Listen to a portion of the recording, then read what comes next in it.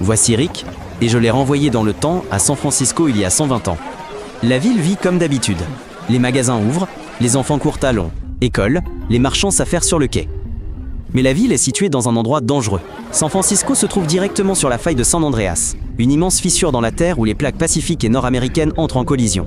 Elles bougent lentement, accumulant des tensions pendant des années, et finissent parfois par se rompre sous forme de fissures et de tremblements de terre. Il est 5 heures du matin. Certains se dépêchent d'aller travailler, mais la plupart des gens dorment encore. Les rues étaient encore en bois époque, avec des trottoirs étroits. Les cloches des tramways tintent et les lanternes brillent à la flamme du kérosène. Rick marche sur le trottoir et ressent le rythme paisible de la ville américaine. Les premières secousses semblent faibles. Les fenêtres tremblent, les lanternes vacillent, les passerelles en bois craquent, les chevaux des calèches sont effrayés et les chats et les chiens sont agités. Les gens pensent que ce n'est rien, mais la catastrophe ne fait que commencer. Soudain, le sol se fissure. Des maisons s'effondrent, le trottoir se déforme. Rick s'agrippe à un mur, mais celui-ci écroule sous ses mains.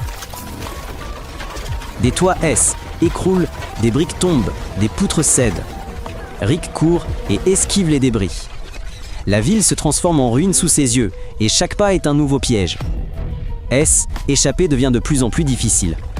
La faille de San Andreas se déplace sur des centaines de kilomètres. Par endroits, la route dévie de plusieurs mètres. Clôtures, trottoirs et rues écartent, comme si la terre avait été déchirée par des mains invisibles. Les gens se précipitent dans les rues, serrant leurs enfants dans leurs bras et hurlant. La foule se démène, cherchant un refuge, mais il n'y en a pas. Ceux qui restent chez eux risquent de mourir sous les décombres.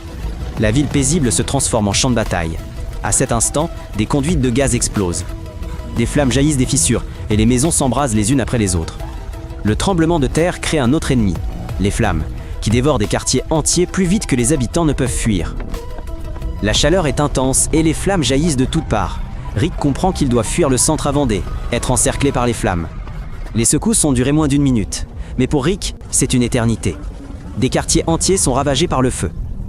La fumée est si épaisse que le soleil disparaît.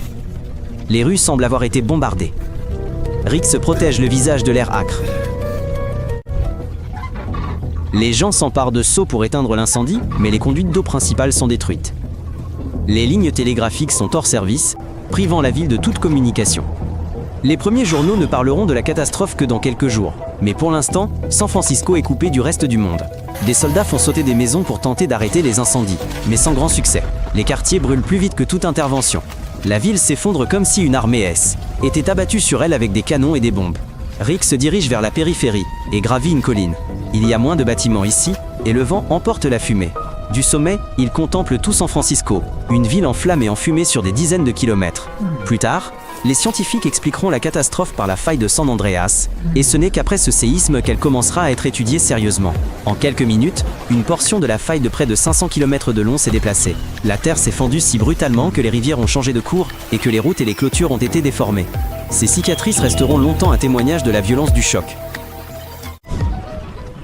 Les vagues se sont élevées au large. Le séisme a déclenché un tsunami qui a atteint la côte pacifique.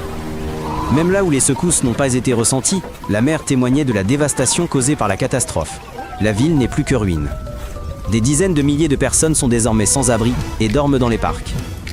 Elles cuisinent sur des feux de bois, cherchent de l'eau et partagent leurs dernières provisions. Rick s'imagine rejoindre un campement de survivants.